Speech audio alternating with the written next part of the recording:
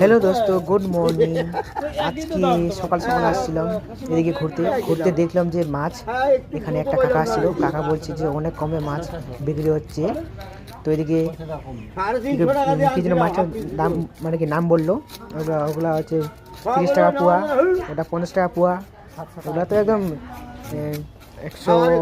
আগে যেটা বড় মাছটা ছিল ওটার দাম ছিল একদম টোটালি 1200 টাকা, ঠিক আছে। আর আমরা ভাবলাম যে অত দামি তো মাছ নেওয়া যাবে না, একটা ছোটোখাটো মাছ নিলে হয়ে এলো।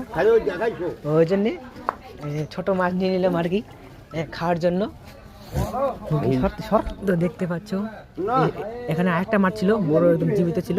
ওই ভাবলো যে না, আলাদা হাট আছে, সে আলাদা হাটে যাব। কাকা বললো যে আজকে নোপাড়া হাট, দেখতে পাচ্ছি খুশি হয়েছে, মাছ আনছি। মাছ দেখো, মাছ। তো আজকের এটাই ছোট্ট করে ব্লগ, যে মাছের 30 টাকা করে পোয়া নিল।